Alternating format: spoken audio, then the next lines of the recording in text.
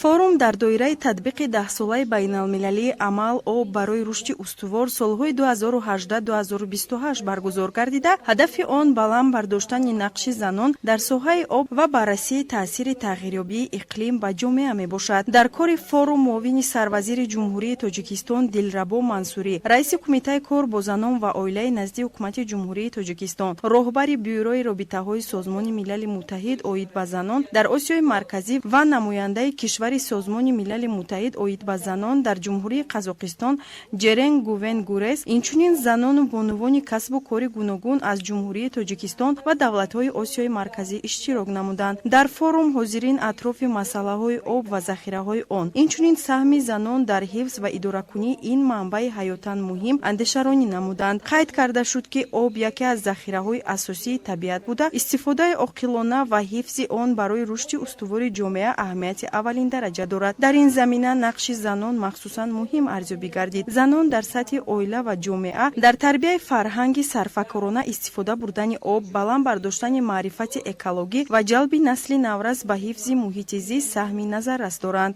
Меня зовут Фариза Маденова. Я приехала с Казахстана. Я являюсь главным специалистом Арало-Сырдаринской бассейной водной инспекции. Сегодня я участвую в форуме «Вода и женщины». Думаю, такие форумы очень важны для женщин, так как женщины – это хранительницы очага, больше связаны с водой, каждодневная готовка, стирка, да? Уход за детьми, все это связано с водой. И женщины больше понимают, какие проблемы имеются, да, в каждого дня. И поэтому, чтобы они были услышаны, чтобы люди, которые решают проблемы, были осведомлены, нужно проводить такие мероприятия.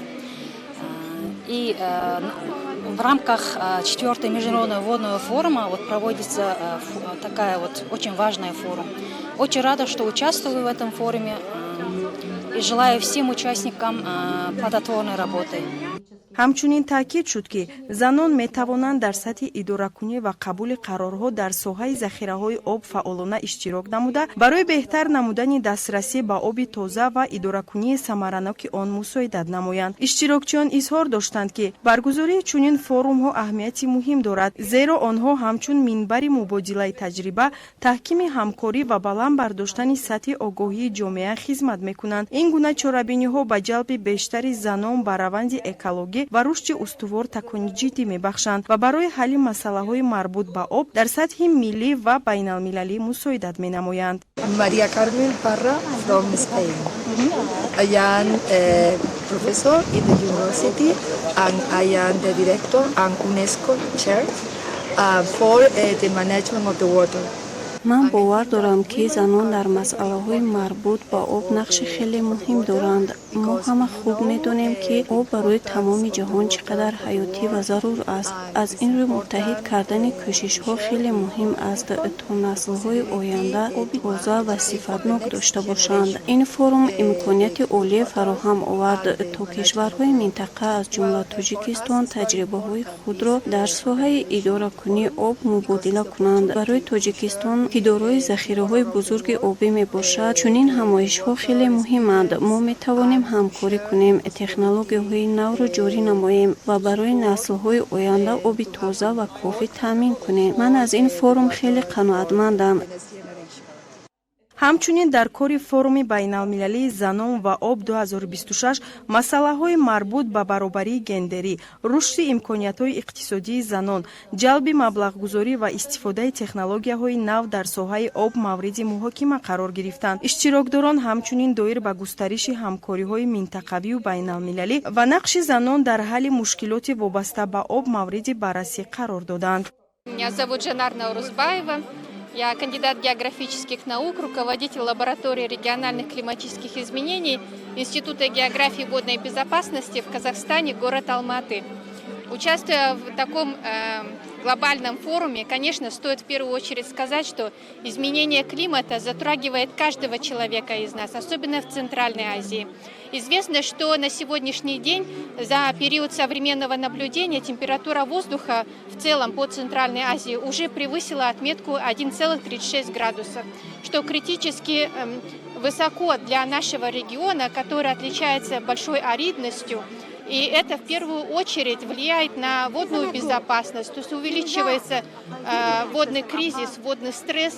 И также это влияет и на продовольственную безопасность. Потому что, если вы посмотрите, в странах Центральной Азии критически возрастает период засушливости. Если раньше мы отмечали, что он начинался с июня и длился до окончания августа, то на сегодняшний день эти даты уже сместились.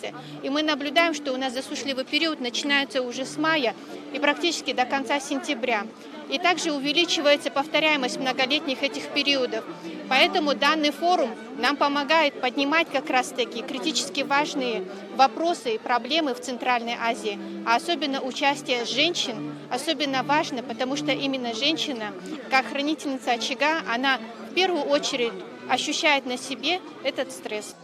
дар идомаи кори форум дар саҳни ҳавлии меҳмонхонаи сирена намоиши ҳунарҳои мардумӣ ва корҳои дастӣ ташкил гардид. Дар намоиш либосҳои миллӣ, маҳсулоти ҳунармандӣ, асбобҳои мусиқии миллӣ, ҷавоҳирот аз сангҳои ороишӣ ва дигар намунаҳои фарҳанги миллӣ ба тамошо гузошта шуданд. ҳамзамон қироати суруди тоҷикона бо истифода аз асбобҳои навозандагӣ аз ҷониби гурӯҳи духтарон диққати ҳозиринро ба худ ҷалб намуд. иштирокдорони форум аз ин гӯшаи фарҳангӣ дида намуда ба ҳунару маҳорати ҳунармандони тоҷик баҳои баланд доданд.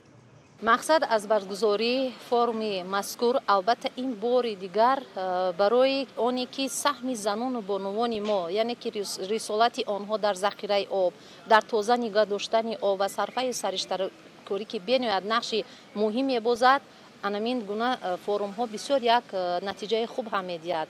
ва албатта чӣ гуна медонем мо ҳамагон дар сатҳи тамоми ҷаҳон проблемаи об яке аз проблемаҳои глобалӣ мансуб меёбад ва барои ҳамин ҳаст ки имрӯз баргузории чунин чорабиниҳои сатҳи баланд барои баланд бардоштани маърифати истифодабарии об дар тамоми манотиқҳо албатта таъсири мусбӣ мерасонад.